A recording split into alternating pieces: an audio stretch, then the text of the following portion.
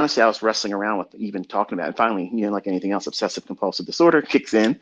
So I had to start talking about it online and asking. And I knew if I got the right information, I'd be inspired to be here jawboning with you. So here we are. So, but I asked him this morning, I said, whatever you decide to do today being before you goes to bed, I told him, I said, before you lay your head down, before you fall asleep, I want you to send a text to Dad. I'll see it when I wake up. Whatever that amount is, that's the one you're going to go with. But I want you to justify in your limited understanding right now, this is the conversation we had this morning. Tell me what it is that makes you feel like you have to use the 150,000. If you stand by the fact that these are the reasons why you feel confident this is the way you need to do it, that'll support it. If you can't, I want you to be honest with me. But I want you to be honest and tell me why you want to do it with the 150.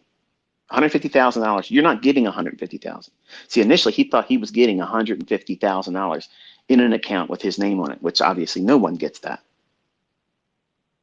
So when I explained it to him that you're having what is being billed as the equivalent of that much, forget all those numbers. It's all bullshit. Okay, I'm going to break it down so that way you understand how you should really internalize it, see it, and this is how I would interpret it. If I was dead ass broke,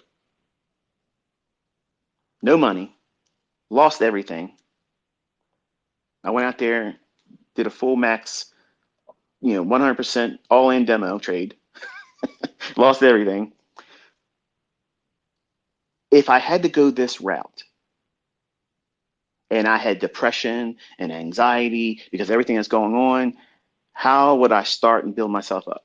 I'm going to tell you that approach. And this is exactly what I pitched to him as well. This is like Skid Row beginning. This is bottom rung, the bottom of the barrel. This is the way you start it. I would sit my ass in a church. I'd go to a church and say, look, I need help. I don't use drugs. I don't do alcohol. I don't do any of those types of things. But whatever help you can give me, I greatly appreciate it. And I will return it back to you. You're not just giving me something. I'm going to give it back to you with interest. I would find a way, if I had to stand on the corners and panhandle for a week to get whatever the amount of money was to do this, that's what I would do. I would swallow pride. I would do what I had to do to get whatever I had to have scraped together, and I would do this. That's the approach. That's the mindset I gave him, because I want him to think because if he wants to do it on his own, that's awesome, but I want to give him a procedure.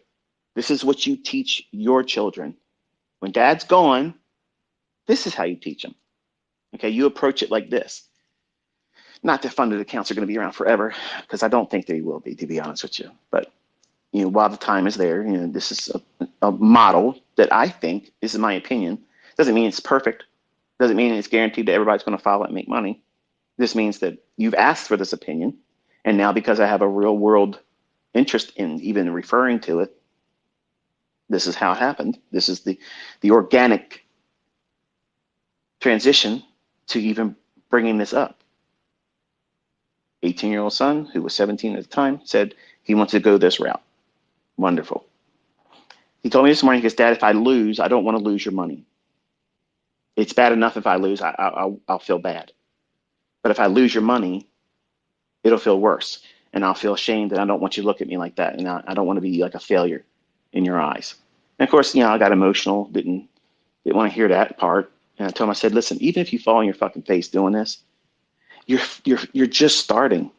The fact that you're even trying has got me so jacked up. I'm so proud. Like I've been waiting for you to show an interest. And maybe it's because you were too young and you weren't interested because of video games and homeschooling and your girlfriend and soccer and all the bullshit that we've had you in sports your entire life. It's distracting, I know. But I knew if I put your ass in that working environment and work hardening, where you have to be told, do this, don't do that, and make next to nothing. And you have to work on holidays. I didn't like seeing him do that, but I loved knowing that shit was going to get in his craw and he would hate it. Which is exactly what I want all of you to fucking hate that, because that's what's cheating you out of the life you're wanting really to live. Not Lamborghini lifestyle, but freedom to do what the fuck you want to do when you want to do it. Call your own shots and pay what you're paying right now. If you live the way you live right now, the only thing that changed is you ain't got to go somewhere else to earn the same amount of money, and you're living good. You don't think you're living good right now because you're sweating your ass off to get that little bit of money. But if you didn't have to leave the house to get that same amount of money, man, that's fucking sweet, isn't it? That's all I'm telling. I'm trying to have that little bit of a paradigm shift where if you could just do that or half of that, get half of the income that's required to live like you live right now, that's a big weight off your back. Different approach, different way of teaching how to trade and what you should strive for. But he says, I don't want to lose your money, Dad. And I think if I do it this way, I'll take it more serious and I'll be more likely to put the effort in that I think is going to require. Because Friday, what we were doing, he was like, this is a lot harder than I was expecting it to be. Because he wants, when you get into the trade, to get in and watch what you see me do, because this is what he's watched. He's watched those videos that I put on Twitter, or the recordings. I put them up on my YouTube channel, and they're sped up. So unfortunately, the byproduct of that is every trade you get into, they're going to move that quick. They don't. They don't do that. And the reason why I speed them up is because the attention span for most viewers is very short. And that way, you're watching the entirety of my execution from entry to stop placement to targets and partials and trailed stop loss and closure to, to terminus. You're watching all that in a very small span of time. And on Twitter, it's only 2 minutes and 20 seconds. And I try to keep it at like 2 minutes and 18 seconds.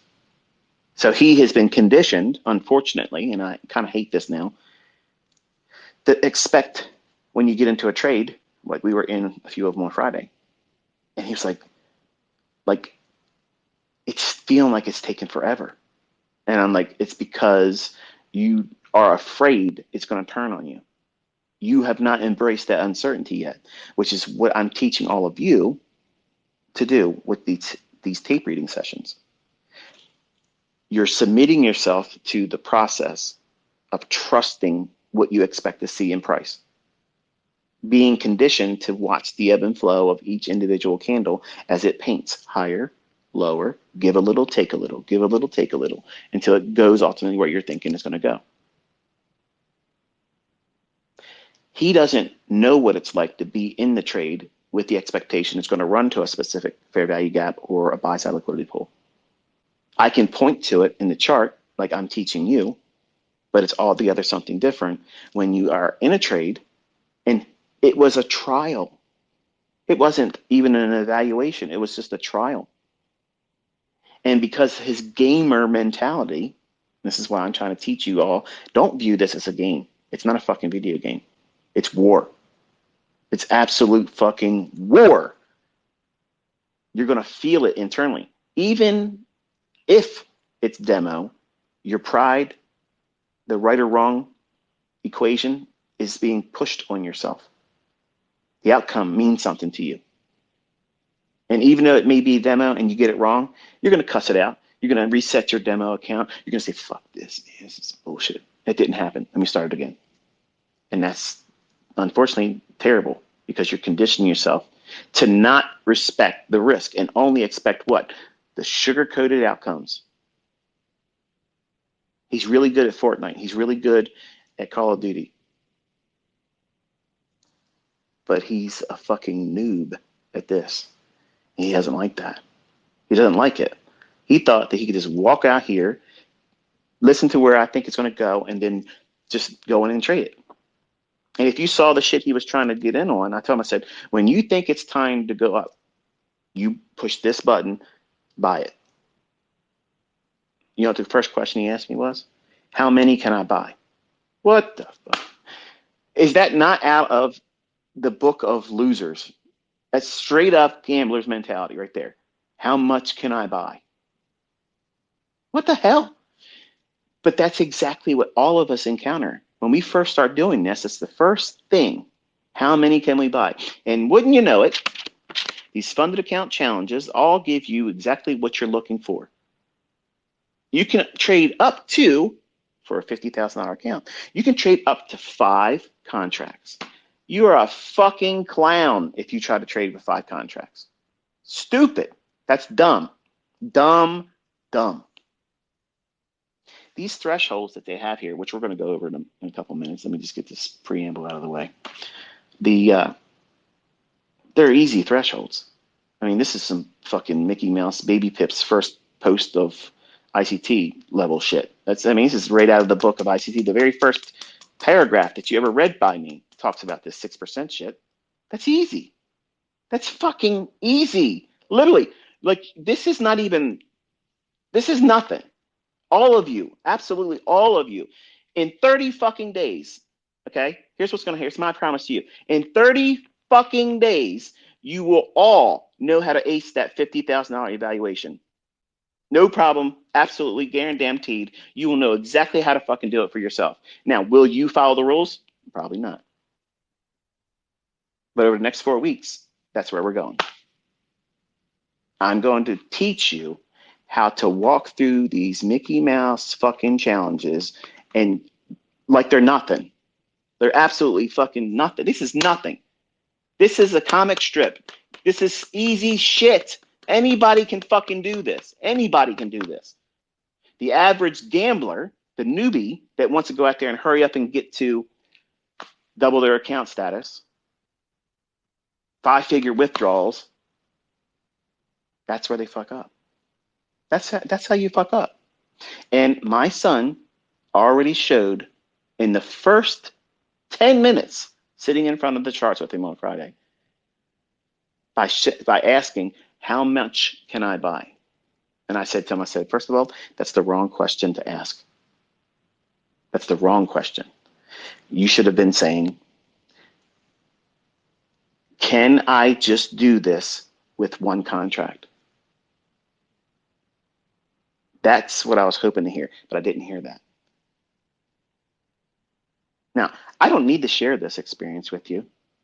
I could keep it private, let him do something in a close friend's name, and they split the profits. And these companies would never even fucking know that my son was really behind all those trades. If he did really well, you know what's going to happen. The assholes out there in the company themselves might say, no, you didn't do that. Your dad did that. We're not going to pay you. That's my concern. And if that happens, I'm going to fucking blast that company's name all over the fucking internet and expose them for a bunch of bullshit, because I will not push the button for his trades. I did on Friday. I told him, do this, do that, do this, do that. You heard me. I was guiding him.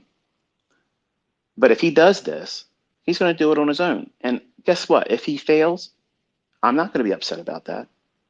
I blew my first accounts, plural. Look what I'm able to tell you what it's going to do in the market now. It's all part of the process of learning. You have to find yourself. That means you have to fall down and figure out that it hurts to do that. So that way you don't take greater risks to fall down harder the next time, because you might not have the ability to get back up. And you want to learn in the right conditions.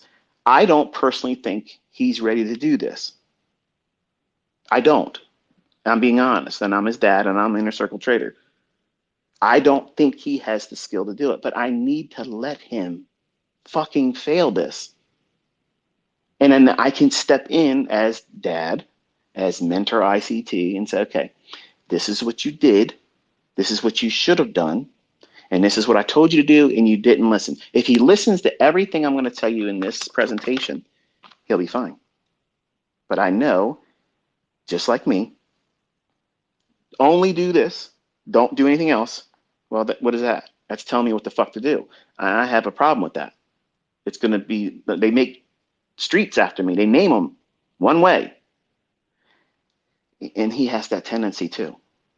Like, if anybody's going to be the aggressive, in your fucking face YouTuber and shoves it up your ass, it's him. He's the one. Out of all my boys, he is the one. He's the one that's going to literally be the fucker out there that's a menace. Caleb, he's real laid back, lackadaisical, just chill. Not trying to be dramatic. Cameron has always been highly competitive. He's already trying to do it with his brother. His brother made money. Cameron wants to smoke his ass. Okay, so that's, to me, it's fun. Like I'm dad. I'm sitting back. I know it's fun. It's harmless. And Caleb's not going to try to, oh, I'm going to do better than you. He's just trying to do what he's been told to do. Follow this model, stick with it, and everything will be fine. Cameron's like, I'm going to smoke your ass. So that's the mentality of him. Now, that's the wrong mentality coming in because he thinks it's going to be easy. Push a couple buttons, do a couple combo moves, do this, do that. It's, you're going to win. No problem. This ain't fucking Fortnite. This ain't Call of Duty. This is war. And he doesn't understand how hard it's going to be in his mind. These candlesticks are going to talk to you continuously, and you've already experienced that now. Reading each one of those candlesticks as I'm talking about it live. You're second guessing me. Some of you are saying, nope, he's wrong there. It's going to reverse. And some of you are praying I'm getting it wrong so you can go and troll on the internet. And you're not even, none of you, if you're doing that, you're not doing it right. You're not listening to me explain why it should be doing what it's doing, and then it does it. You've completely lost it. You missed the opportunity to see it. The uncertainty, that moment of not knowing what's going to happen. So on Friday, I explained to him that if you know what you're looking for, you can go into the marketplace and use a stop loss of less than 5 handles and use an account size and balance that will permit you to make this kind of return. $19,000, $15,000, $12,000, $9,000, $5,000, $4,000, $3,000, $1,000, $500, whatever you want it to be. But you have to have experience in determining where the market's not likely to go and where it's most likely to go. How much of a retracement is reasonable? So that way you can look for a trade that allows you to have a stop loss of less than 5 handles. Now, you've seen me use stops that are less than 1 handle. That's not necessary. 5 handles or less, I think that's a good baseline.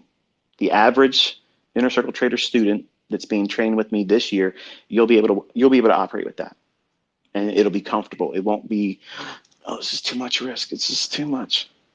No, it's not. It's not too much at all. You have to at least assume some risk, folks. It's just the way this business is. And if you're completely averse to taking on any kind of risk, you're not going to make it as a trader. And that's the God's honest truth. There's no way of sugarcoating it. That's just the reality of it. If you think that you can go through this industry and never have a loss, or you can't accept the fact that you can lose a lot over your career, money and transactions, and still be able to do okay. Again, if you can't warm up to that idea, speculation and as a trader, you won't make it. You have to accept that. You have to embrace that. And it's just the perception of how you've painted it, either fearfully or unrealistically. Because everything we do in life comes with risk. Your breath is not promised to you 10 minutes from now. Getting into a car to go down the street, get some milk. You getting there and coming back safely is not guaranteed to you. A lot of things can happen between that, the way you left it. That's not guaranteed to you. But you dismiss it. Why? Because you've done it enough times. You have experience doing it. You're not worried about it. You know the same damn potholes. You could drive down that road without seeing it and know, okay, I'm going about this speed. We're coming close to that pothole. Because you've been there before. That's all trading is. I'm teaching you by watching these candles minute by minute to experience that. So that's where he's at. He had his first real push the button, pick it when you think it's going to do it. And he drew down, and I helped him on Friday to get it back to where it needed to be at. I didn't need to tell you that shit. And some of you are like, oh, well, this isn't as exciting as I thought it was. Did you think just because I was his father that he just fucking knew how to do this on his own? Like he was born with this? No, he doesn't know hardly anything about it. And it's my excitement to bring him up through it. But you have to let failure do its role. the very thing I tell you not to be afraid of, that you're trying to avoid, I'm putting him in a position where he will feel that. Because once he feels it, and that adversity of, okay, you think you know what you're doing, so show dad what you know. And he saw he was unable, like 3 minutes.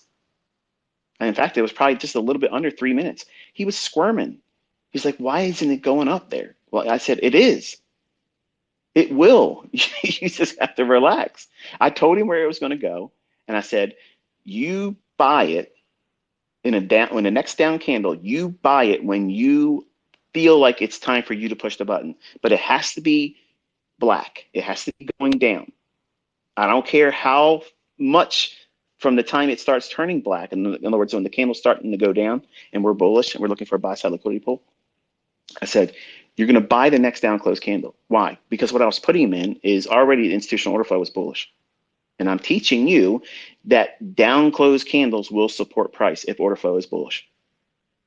And I told him, I said, this area right here, that is a fair value gap. It can trade into that.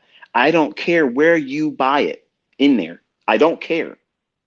But when you buy it, your stop loss has to go at that low. As soon as you push the button, you put the order in that's going to be a sell stop right below that low. And then you just wait and you watch it. And he just, as soon as the candle turned black and it started as a down close candle was starting to form on the very next 1 minute candle, boy jumps in immediately. Wasn't even in the fair value gap.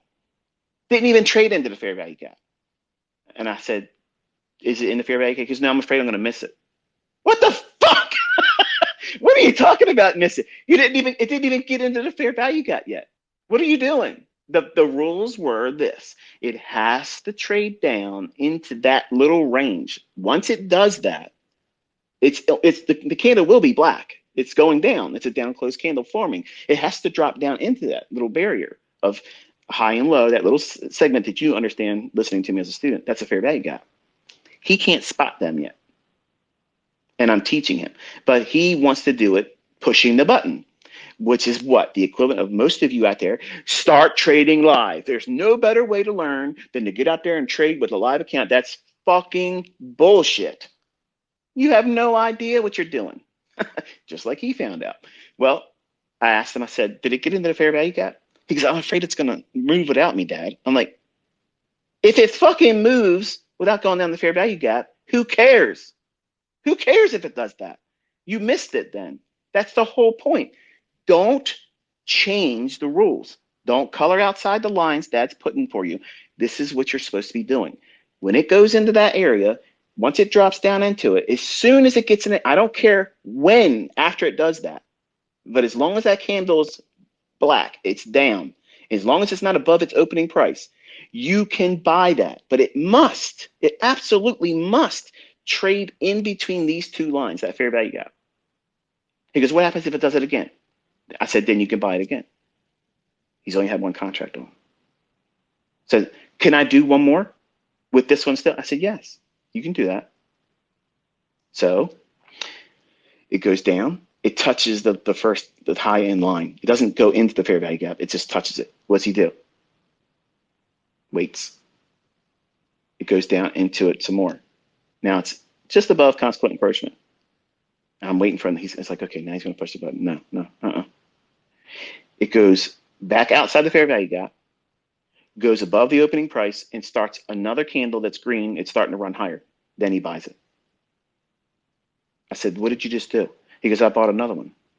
No shit. I see you did that, son. But why did you do that then? Because I saw it go down there like you said, but I wanted to see if it was going to go up after it went down there because I was afraid if I bought it down. I said, what are you afraid of?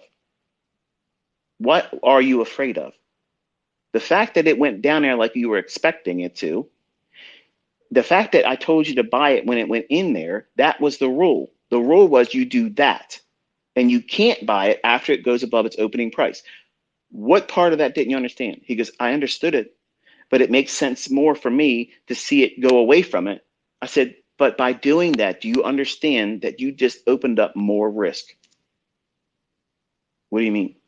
I only bought one more. You bought another contract, yes, But the stop loss that you're utilizing is now further away from that entry. You've incurred more potential open risk. Do you understand that? No. You bought at a higher price than you should have. You paid too much money for it. And you're using a stop loss down at a low that makes sense for the structure on this chart. It's sound where it's at. It's not allowing for a lot of risk. It makes sense for the stop loss to be right where I told you to be. But now, because you bought it above and it started running away, you bought it at an expensive price. You bought it at a premium. That's not what you do. You don't do that. So he didn't like the idea that he did that wrong. And he didn't like the fact that I was correcting him and telling him, you didn't listen. You did it wrong. And if this market were a trade that I'm not putting you in, this could be easily retracing back down to that stop loss if you don't know what you're doing. And you took a larger loss than you would have done if you followed the rules. Do you understand that? He goes, yeah, I understand. And of course, he feels deflated and stuff. And I told him, I said, this is all part of this. And Dad's going to correct you when you do shit wrong. But don't take it personal. I love you. I want to see you do well. But you have to listen. And don't feel bad, because I have all these people around the world that most of the time these motherfuckers don't listen either. Okay? It's normal. I'm the same way. Don't do this. I'm going to do it a dozen times. Okay? It's normal. You're learning how hard this business is. In your mind, you want to feel like you're doing it the right way when Dad's telling you the right way. You don't have the experience of seeing it being the right way. You want to do your way. And your way is through ignorance, and you have no idea what the hell you're doing. So that part of it, well, it was uncomfortable for him. And my obsessive compulsive fucking flipped out. And I kind of feel bad looking back at it now, because I'm giving you a more tamer, like really dialed down, because I zapped. I was like, what the fuck did you just do there? Why'd you do that? Why did you just do that? Because I wanted to know it was going to go up. Because if it didn't go up from the fair value gap, if it would have kept going lower, I would have took a loss. That's exactly what's supposed to happen. If you're wrong, that's what you're paying the stop loss to do. That's exactly what it's there for, to limit your loss. Not say, okay, this is where I think I'm wrong. Let me buy it at a higher price so that way I can take more of an ass chewing when I'm wrong. That's what you are trying to avoid. That's the analyst is supposed to be kicking your ass right now, and I'm the analyst because you don't have the experience. I'm jumping your shit right now because you did exactly what I told you not to do. You did exactly what I told you not to do. I told you to buy it as soon as it gets in the fair value gap, and I gave you free reign to buy it anytime inside that fair value gap. As long as the candle's down, it's black, and it's in between these two lines, you have the control. You're holding the wheel. You push the button. You buy it. As soon as it gets in there, it's on you. The stop loss is where I told you to put it at. Done. And what did you do? You waited for it to go down there. You waited for it to leave it. And then you waited for a new candle to open up, and it's running higher. And you bought that. That is chasing price. You buy and down close candles, son. All the time. If you do that, that will save your ass more times than it will hurt you. You'll do it wrong sometimes and it'll still go lower and hit your stop loss. But by far and large, that will save your ass. You do not buy a fucking candle after a fair value gap and an expansion begins. You don't do that. Because it can retrace and do what? Go right back into that fair value gap deeper, completely close it in, or go to your stop, and you've incurred larger loss than is necessary.